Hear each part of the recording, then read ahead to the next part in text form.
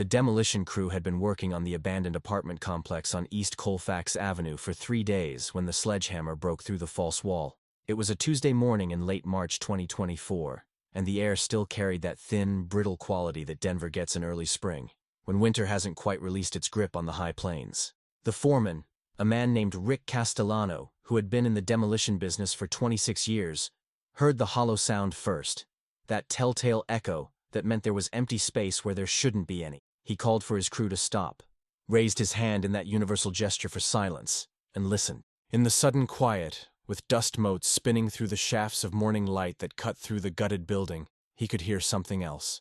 The faint sound of air moving through a gap that had been sealed for years. The building itself was a relic from the 1970s, one of those characterless brick structures that had sprung up along Colfax during a brief construction boom, cheap housing for transient workers and people on the margins of society. It had been abandoned since 2019, left to the elements and the homeless population that drifted through Denver's streets.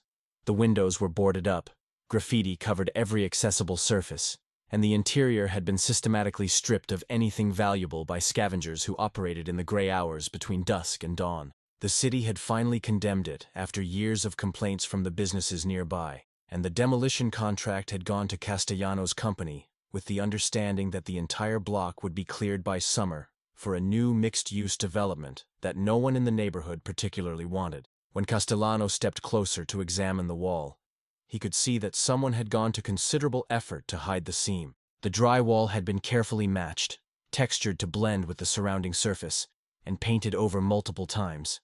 Only the impact of the sledgehammer had revealed the truth. Behind this wall, in what should have been solid space between two apartments, there was a room that didn't appear on any of the building's architectural plans. He sent one of his younger workers, a kid named Marcus, who was still eager enough to volunteer for the strange jobs, to fetch the heavy-duty flashlights from the truck. While they waited, Castellano pulled out his phone and snapped a few pictures of the opening. That instinct for documentation that comes from years of dealing with insurance companies and liability claims. The hole was roughly 3 feet across, jagged edges of drywall and insulation hanging like torn flesh. Marcus returned with the flashlights, and together they widened the opening, pulling away sections of wall until a person could fit through. The air that came from the hidden room was stale and cold, carrying a smell that Castellano couldn't quite identify at first. It wasn't the usual odor of decay or rot that you'd expect from a sealed space. It was something else, something chemical and artificial, like old air conditioning coolant mixed with dust and something sweeter underneath. Marcus shone his flashlight through the opening first, and the beam cut through the darkness to reveal a space about 12 feet by 10 feet. The walls were covered in something that looked like old corkboard, and there were marks on the floor, dark stains that could have been anything. But what made Castellano pull out his phone again, this time to call 911 instead of taking pictures, was what they saw mounted on the far wall. A collection of photographs, dozens of them, arranged in careful rows. Even from the opening, even with the inadequate light from the flashlights, he could see that they were surveillance photos, the kind taken from a distance without the subject's knowledge, and in every single one of them, he could see the same woman. The Denver Police Department received Castellano's call at 9:47 that morning, and the first patrol unit arrived at the demolition site 16 minutes later. Officer Sarah Chen had been on the force for 8 years, long enough to have seen most of what the city could throw at her. But she felt something tighten in her chest when she climbed through that opening in the wall and swept her flashlight across the hidden room. The photographs covered almost every inch of the far wall, held in place with pushpins that had rusted over the years. The woman in the pictures was young, maybe late 20s or early 30s, with dark hair that she wore in different styles across the various images. In some photos, she was walking down a street, shopping bags in hand. In others, she was sitting in what looked like a cafe, or getting into a car, or standing at a bus stop checking her phone. All of them had been taken without her knowledge, the photographer always maintaining enough distance to avoid detection. But it was what Chen found on the makeshift desk in the corner that made her call for the detectives. There was a notebook, its pages yellowed and brittle with age, filled with handwritten entries. The writing was small and precise, almost obsessively neat, and it detailed the woman's movements with the kind of specificity that suggested months or even years of surveillance. Times, dates, locations, routes she took to work, places she liked to eat, the names of people she met, and there was a name written on the inside cover of the notebook underlined 3 times in black ink, Hannah Prescott. The name meant nothing to Chen at first, but when Detective Marcus Rivera arrived at the scene 40 minutes later, his face went pale as he stood in that hidden room, his flashlight beam moving slowly across the photographs. Hannah Prescott had been missing since October 2006, vanished from her apartment just off Capitol Hill on a Wednesday evening when she was supposed to meet her husband for dinner. The case had consumed the Denver Police Department for months, generated hundreds of leads that went nowhere, and eventually went cold when every avenue of investigation seemed to dead end. Rivera had been a rookie detective when Hannah disappeared, assigned to follow up on the less promising leads, and the case had stayed with him in the way that unsolved cases do, a persistent ache of failure that never quite goes away. The city of Denver in October 2006 was a place hovering between identities, not quite the tourist destination it would become, still carrying the dust and rough edges of its western past, while reaching towards something glossier and more cosmopolitan. The weather that autumn had been unseasonably warm, those long Indian summer days when the mountains seemed close enough to touch, and the afternoon light turned everything golden. Hannah Prescott had been 28 years old, a social worker for Denver Health who specialized in homeless outreach, one of those people who had found purpose in serving the city's most vulnerable population. Her friends described her as intensely committed to her work, sometimes to the point of exhaustion, but also warm and funny when she let herself relax, someone who could find humor in the darkest situations because she had to, because the alternative was to be crushed by the weight of what she saw every day. She had been married for 3 years to a man named David Prescott, a software engineer who worked for one of the tech companies that had started to cluster around the Denver Tech Center. By all accounts, their marriage was solid, built on genuine affection and shared values. They had talked about starting a family, had been looking at houses in the suburbs, making those plans that young couples make when they believe the future is something they can shape through careful decisions and hard work. David would later tell detectives that Hannah had seemed normal that last day, maybe a little tired from a difficult case at work, but nothing that would suggest anything was wrong. They had made plans to meet at a Mexican restaurant on South Broadway at 7 o'clock, a place they both liked, casual and cheap, and always crowded with the kind of comfortable chaos that lets you talk without being overheard. Hannah never showed up. David waited at the restaurant for an hour, calling her cell phone repeatedly, listening to it ring and ring before going to voicemail. At first he was annoyed, then worried, and finally genuinely frightened as the minutes ticked past and she failed to answer. He drove to their apartment, a 1-bedroom place in an old building near Cheeseman Park, and found the door locked, no signs of disturbance. Her car was in its assigned parking spot. Her purse was sitting on the kitchen counter, her keys in the bowl by the door, her phone charging on the nightstand. Everything suggested she had come home from work, walked through the door, and then simply ceased to exist.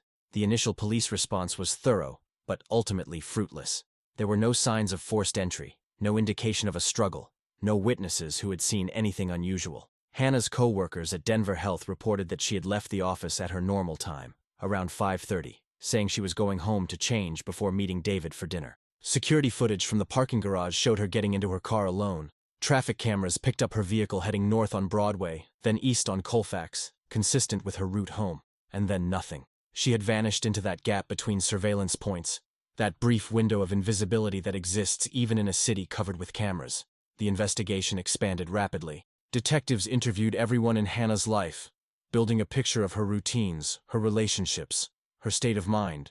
They looked at the homeless population she worked with, wondering if someone she had tried to help had become obsessed or angry. They examined David's finances and background, following the grim statistical reality that when a woman disappears, the first suspect is usually the husband. They checked sex offender registries, interviewed known predators, followed up on reported sightings that came flooding in after her picture appeared on the news. For weeks, the case dominated local media.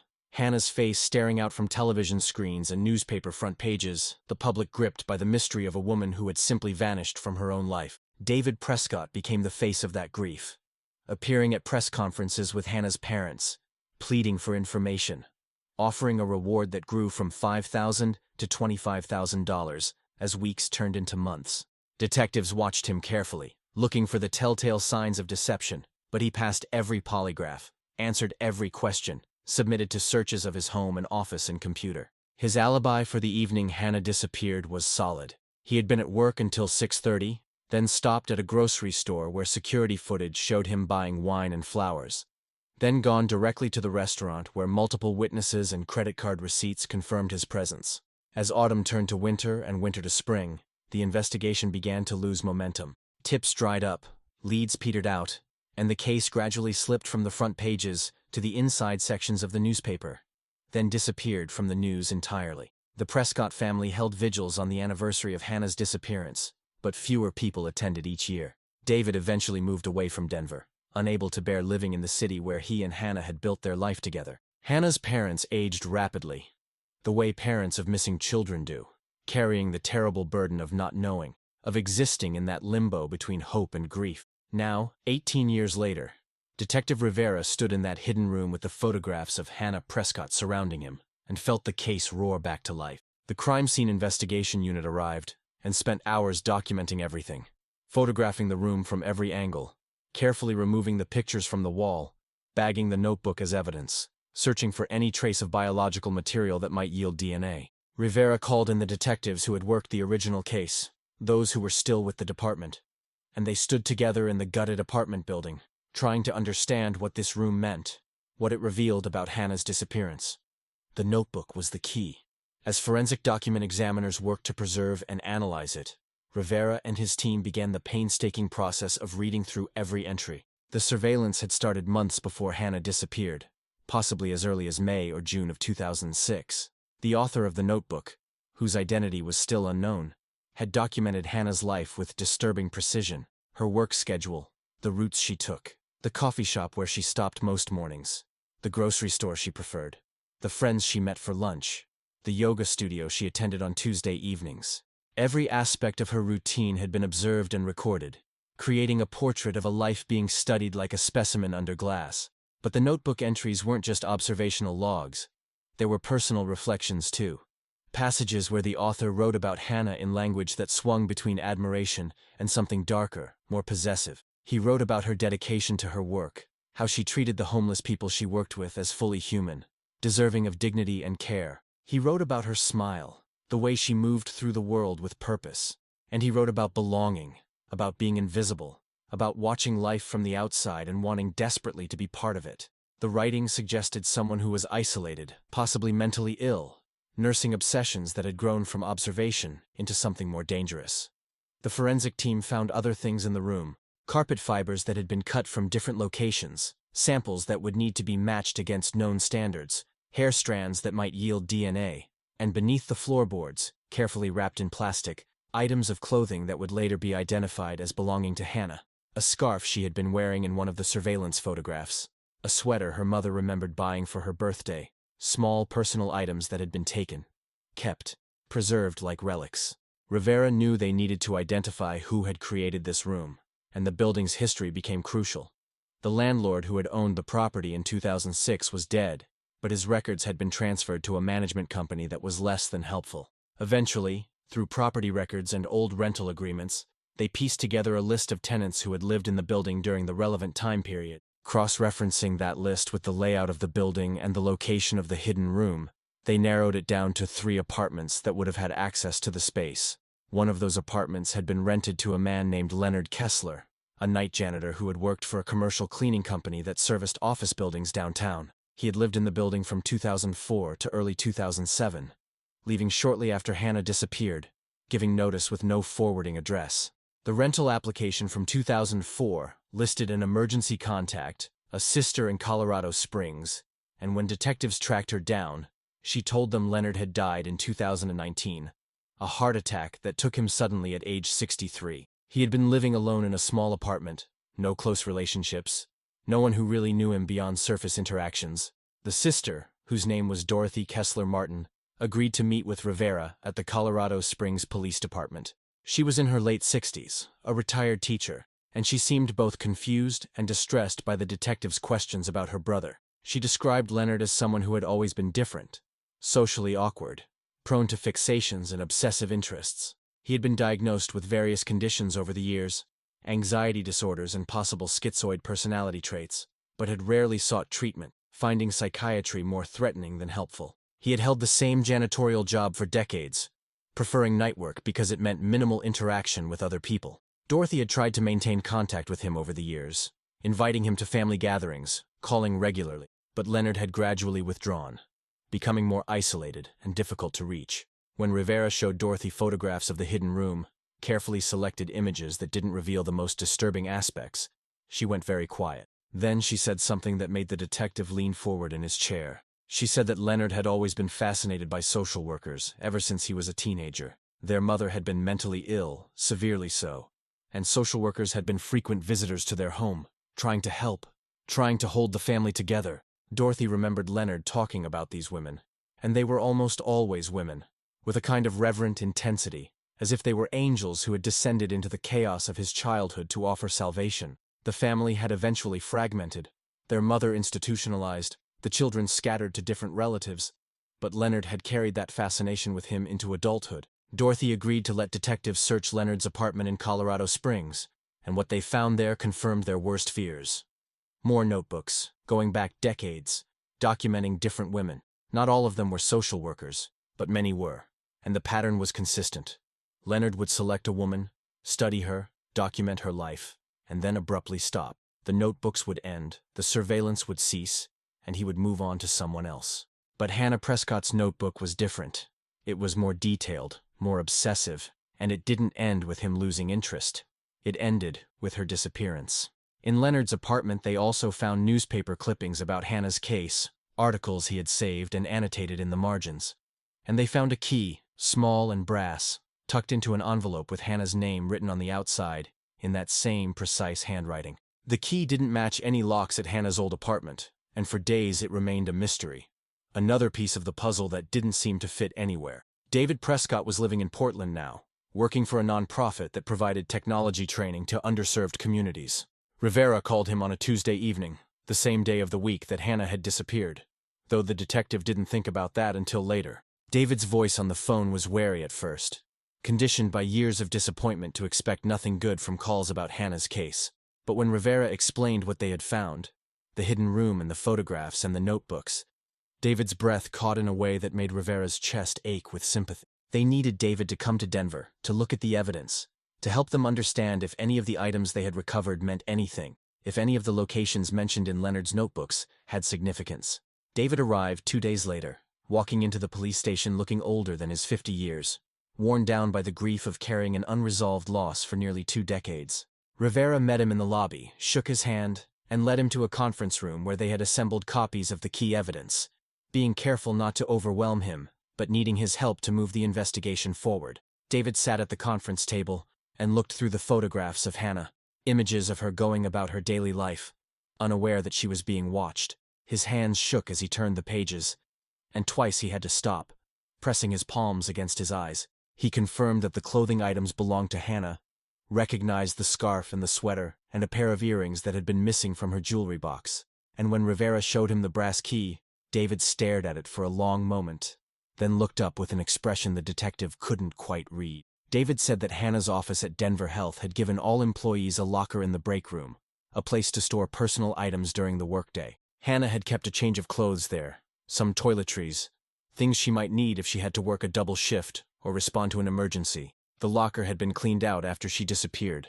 Her belongings returned to David, but he remembered that the lock was different from standard issue. The building manager had installed brass padlocks because the original locks kept breaking, and Hannah had mentioned losing her key once, then finding a spare in her desk drawer. The key David was looking at now could easily be a locker key, and if Leonard had obtained it somehow, it suggested he had been inside her workplace, close enough to access her personal space. This revelation opened new lines of investigation. Denver Health's Human Resources Department still had records from 2006, and they confirmed that the cleaning contract for their facilities had been held by the same company that employed Leonard Kessler. Leonard would have had legitimate access to the building during his night shifts, would have been able to move through the offices and break rooms largely unsupervised. Security footage from that era was long gone, but employee logs showed Leonard had worked the Denver Health contract from 2004 through early 2007, 3 nights a week, giving him ample opportunity to study Hannah, to learn her habits, to take small items that wouldn't be immediately missed. The investigation now had a clear suspect, but the crucial question remained: what had happened to Hannah? The hidden room suggested obsession and surveillance. The clothing suggested trophies taken, but there was no evidence of murder, no indication of where Hannah had gone that October evening. Rivera's team developed a timeline, reconstructing Leonard's movements during the days surrounding Hannah's disappearance. He had called in sick to work on October 25, 2006, the day Hannah vanished, claiming a migraine. His neighbors in the Colfax apartment building remembered him as quiet and forgettable, someone who came and went at odd hours because of his night shift work, but no one recalled seeing anything unusual that October. The team obtained warrants to search property records for any connections Leonard might have had, any places he might have taken Hannah. They found he had no property in his name, no storage units, no connections to rural land where someone might hide a body. His sister Dorothy provided what information she could. But Leonard had been a cipher even to his own family, living a life so internal and isolated that his actions left almost no trace in the world. It was a forensic anthropologist named Dr. Sarah Chen, no relation to the patrol officer who had first responded to the scene, who suggested they look more carefully at the building itself. Old apartment buildings like the one on Colfax often had unusual architectural features, spaces that had been sealed off during renovations, basement areas that weren't fully documented in official plans. The demolition had been halted while the investigation proceeded, and Dr. Chen accompanied a team of detectives back to the building for a more thorough search. They found it on the fourth day of searching, in the basement, behind a wall that had been covered over with cinder block sometime in the 1990s. The demolition crew had been working their way down through the building, and when they breached the basement wall, they found a small room, maybe 6 feet by 8 feet, that had been completely sealed. The air that came from that space was different, carrying the unmistakable scent of human decomposition, sweet and sour and wrong, in a way that made even experienced officers step back. Dr. Chen entered the space first, moving carefully, documenting everything with her camera. In the beam of her flashlight, she saw what looked like a makeshift bed, a mattress on the floor with rotted blankets, and on that bed, reduced to bones and desiccated tissue, was a body, female, based on pelvic structure. Estimated age at death between 25 and 35 years old, and still wearing the remnants of clothing that would later be matched to items Hannah Prescott had owned. The forensic excavation took 3 days. Every fragment of material had to be collected, every surface swabbed for evidence, every detail photographed and documented. Dr.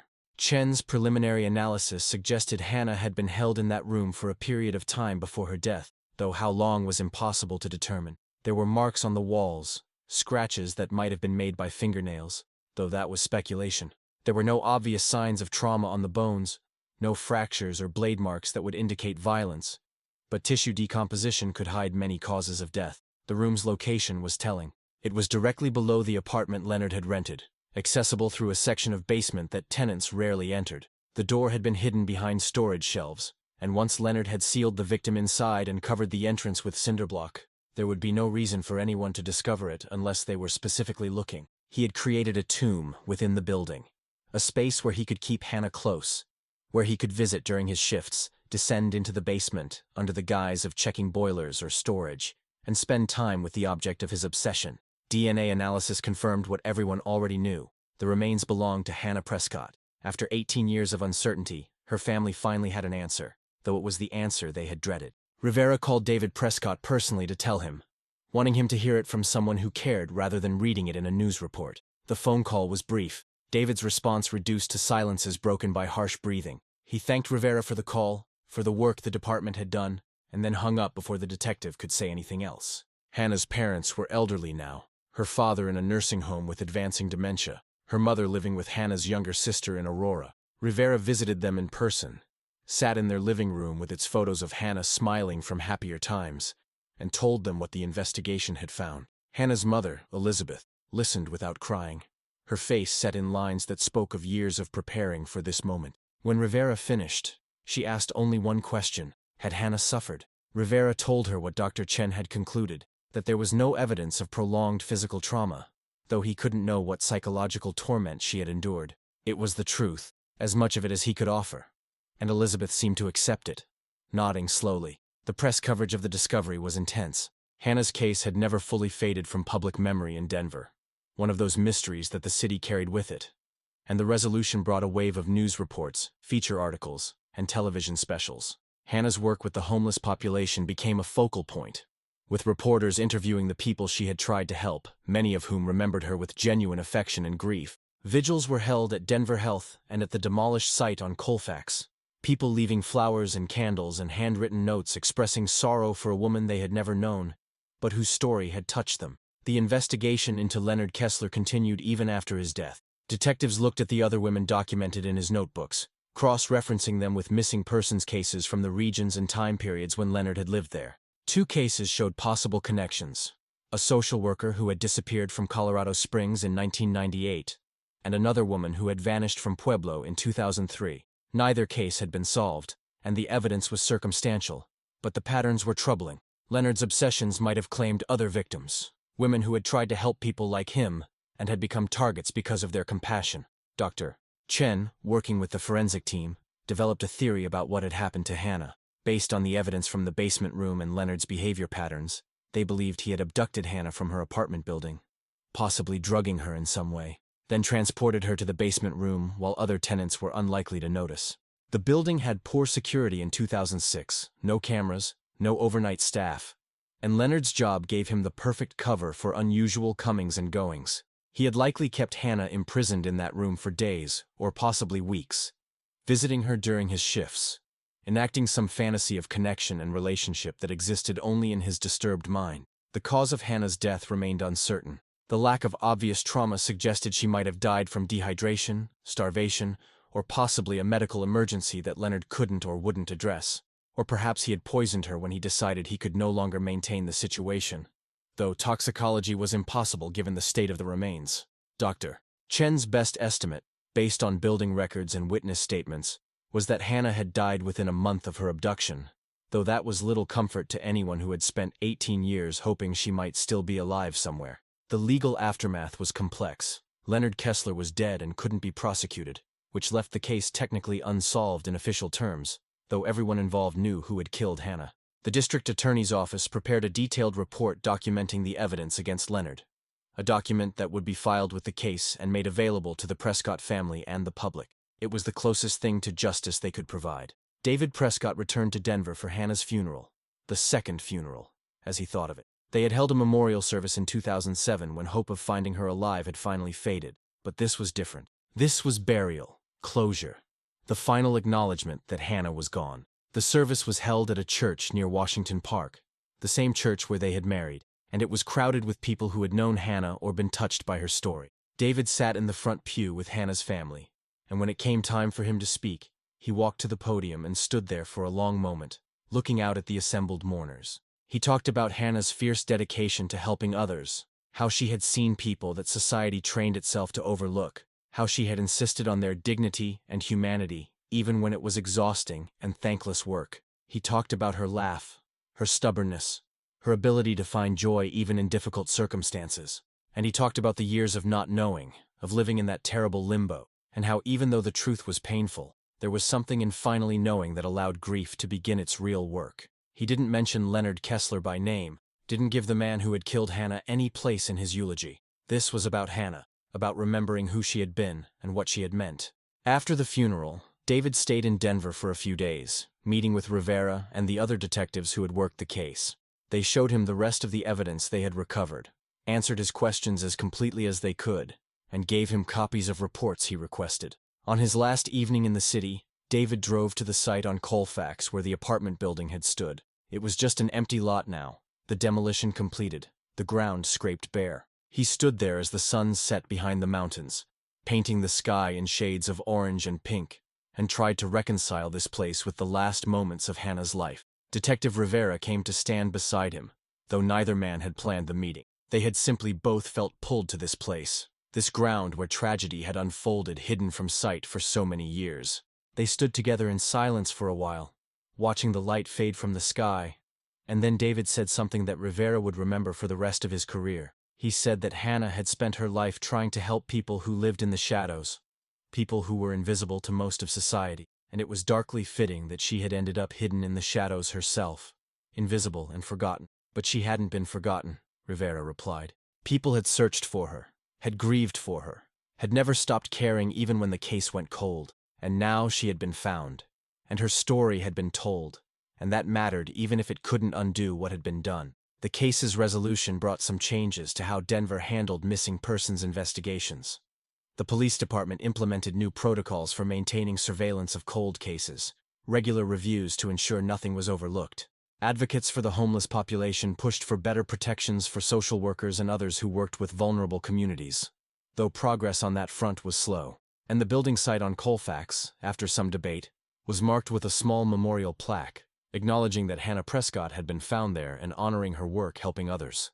In the months following the discovery, Detective Rivera spent time going through Leonard Kessler's effects, all the materials that had been preserved from his apartment in Colorado Springs and from the hidden room on Colfax. He was looking for some understanding, some insight into how a person becomes what Leonard had become. The notebooks painted a picture of profound isolation, of a man who felt disconnected from normal human relationships, and who had created elaborate fantasies to compensate. His obsessions with social workers seemed tied to childhood trauma, to desperate hopes for rescue that had never materialized.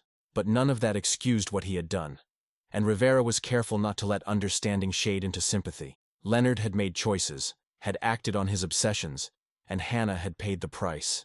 One of the notebooks contained a passage that Rivera found particularly disturbing. Written about 2 weeks before Hannah disappeared, Leonard had written about watching her comfort a homeless woman outside a shelter downtown, how Hannah had knelt down on the sidewalk to be at eye level, how she had spoken gently and without judgment. Leonard wrote that he understood in that moment that Hannah was meant for him, that her capacity for compassion and her ability to see the invisible made her the perfect companion for someone like him who had spent his life being overlooked. The delusion was complete, the narcissism absolute. He had convinced himself that his actions were somehow an expression of connection, rather than the violation they truly were. Dr. Sarah Chen, the forensic anthropologist, published a paper about the case in a professional journal, using it as an example of how architectural spaces can conceal crime scenes and how important it is to conduct thorough searches of buildings associated with suspicious disappearances. The paper was widely cited in forensic circles, and Chen received invitations to speak at conferences about the investigative techniques that had been used.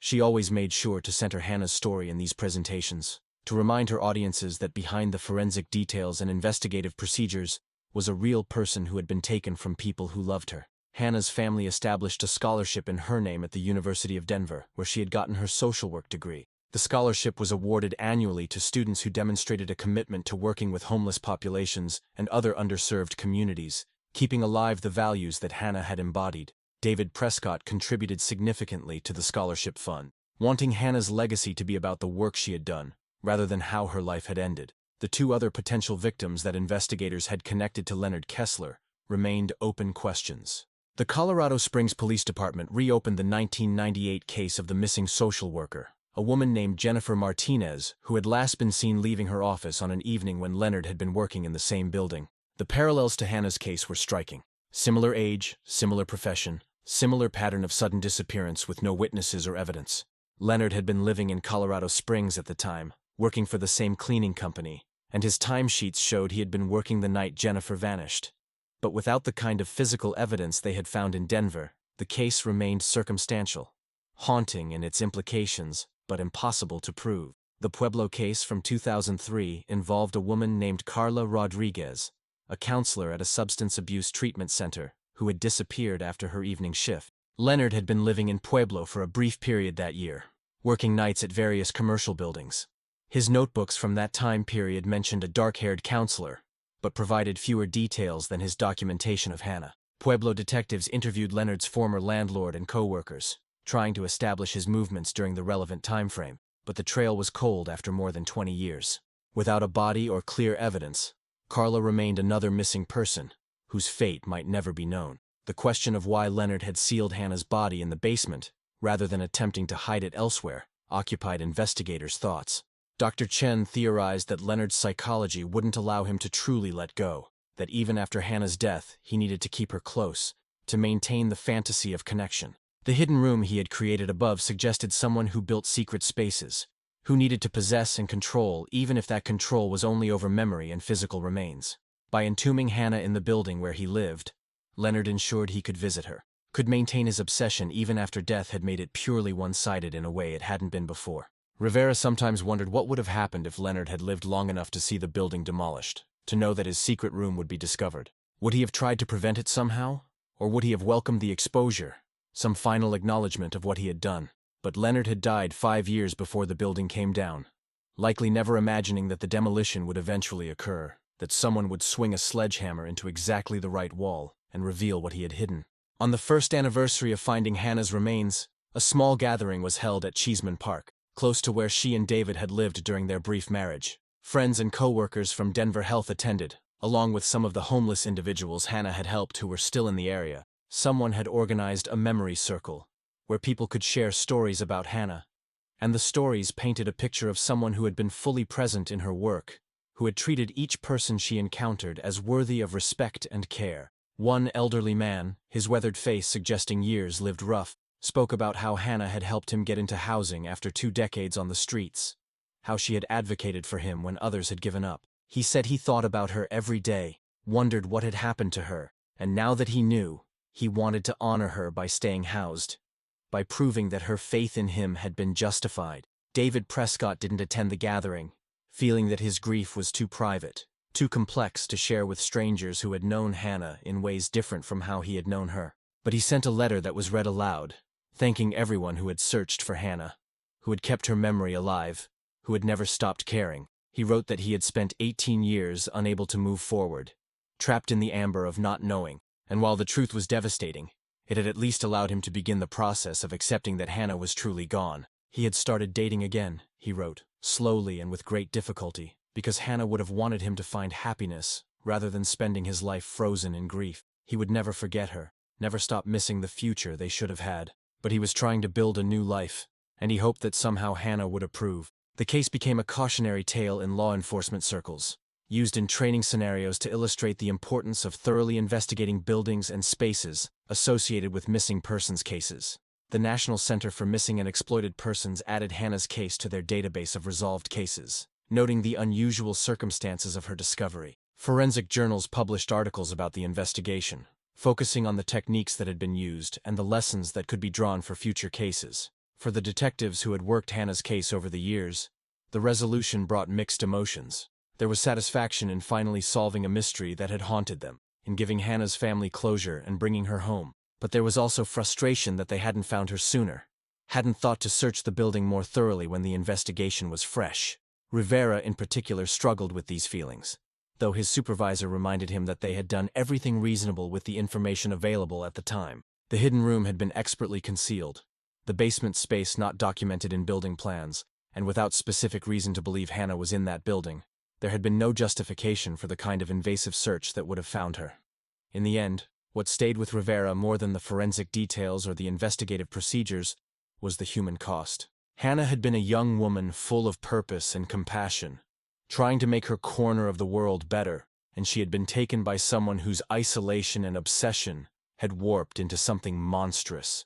The randomness of it, the way Leonard had fixated on her simply because she worked in a building he cleaned, seemed profoundly unfair. She had done nothing to attract his attention except exist in his line of sight, and that had been enough to make her a target. The site on East Colfax where the apartment building had stood remained vacant for over a year after the demolition, the development project delayed by the investigation, and then by the developer's cold feet about building on ground that had become associated with such a grim discovery. Eventually, a different company bought the lot and built a mixed-income apartment complex, incorporating the memorial plaque into a small garden area on the property. The new building's management made it clear they hoped to create something positive from the space, to make it a place where people could live and thrive, rather than letting it remain defined by tragedy. Hannah's case occasionally surfaced in the news when new developments occurred in the potential connection to the other missing women. Neither the Jennifer Martinez nor Carla Rodriguez cases were ever definitively resolved, though investigators continued to work them when new leads emerged. The circumstantial evidence linking Leonard to both disappearances remained troubling, but legally insufficient. Another reminder of how many cases go unsolved, how many families spend years without answers. Detective Rivera eventually retired from the Denver Police Department, after a career spanning more than 30 years. At his retirement party, he talked about the cases that had stayed with him, and Hannah's was at the top of the list. He said that every cold case represented a failure of some kind, a moment when the system couldn't protect someone or couldn't find them after they were taken. But he also said that persistence mattered, that continuing to work these cases even when they seemed hopeless sent a message that every victim mattered, that no one would be forgotten. The demolition crew that had found Hannah's room had done so by accident, but the investigation that followed had been anything but accidental. It had been thorough, professional, and driven by a commitment to giving Hannah and her family the answers they deserved. Years after the case closed, David Prescott remarried. His new wife was a therapist who worked with trauma survivors, someone who understood the long shadow that loss casts and who didn't expect him to pretend that Hannah had never existed. On David's mantel in his Portland home, there were 2 photographs. One of Hannah on their wedding day, young and radiant and full of hope, and one of his new family, the life he had built after learning to carry his grief rather than being paralyzed by it. He had learned, slowly and with great difficulty, that honoring Hannah's memory didn't mean stopping his own life, that she would have wanted him to find happiness again, even though she couldn't be part of it. The homeless community in Denver, the population Hannah had served, continued to struggle with the same systemic issues that had existed when she was alive: inadequate housing, insufficient mental health services, the criminalization of poverty. But the social workers who followed in Hannah's footsteps remembered her example, her insistence on treating every person with dignity, her refusal to give up on people that society had written off. At Denver Health, new employees in the social work department were told Hannah's story as part of their orientation, not to frighten them, but to remind them that their work mattered, that they were making a difference even when it was hard to see results. The notebooks that Leonard had kept, the detailed documentation of his obsessions, were eventually sealed by court order and stored in a secure evidence facility. They were too disturbing to release to the public, too likely to inspire imitators, or to cause additional pain to the families involved. Researchers who studied criminal psychology occasionally requested access to study them, seeking to understand the development of obsessive stalking behavior, and some of those requests were granted under strict conditions. The notebooks became case studies in forensic psychology classes, examples of how dangerous fixations develop and escalate. For Hannah's mother Elizabeth, the resolution of her daughter's case brought a kind of peace, but not the kind she had once imagined. She had spent 18 years cycling between hope that Hannah was alive somewhere and fear that she had died terribly, and the truth had confirmed the fear while providing enough details to fuel nightmares. But there was something in knowing, in being able to visit a grave where her daughter's remains rested, that allowed her to grieve in a way she hadn't been able to before. She visited the cemetery regularly, talking to Hannah about the family news, the grandchildren Hannah would never meet, the ways the world had changed since 2006. The case's resolution didn't tie up every loose end. Questions remained about Leonard's earlier years, about whether there were other victims that hadn't been identified, about the full extent of his obsessions and crimes. But Hannah had been found. Her family had been given closure, and justice of a kind had been served even if Leonard himself had escaped legal consequences through death. The city of Denver continued to carry Hannah's story, another thread in the complex tapestry of urban life, a reminder that behind every missing persons poster is a real person with family and friends, and a life that mattered. On quiet nights, when Detective Rivera couldn't sleep, he sometimes thought about that moment when the demolition crew's sledgehammer broke through the wall, revealing the hidden room and all its terrible secrets. He thought about all the years Hannah had been there, entombed in that building while life continued around her, while people walked past on the street outside never knowing what lay hidden beneath their feet.